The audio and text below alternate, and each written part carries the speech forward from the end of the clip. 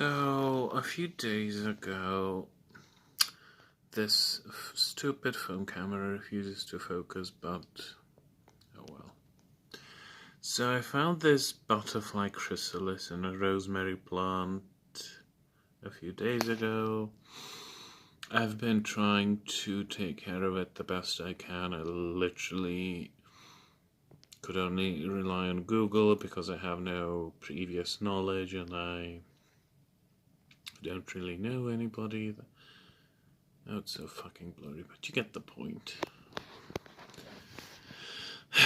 We'll see if it hatches and what comes out of it. I'm just trying to keep it safe.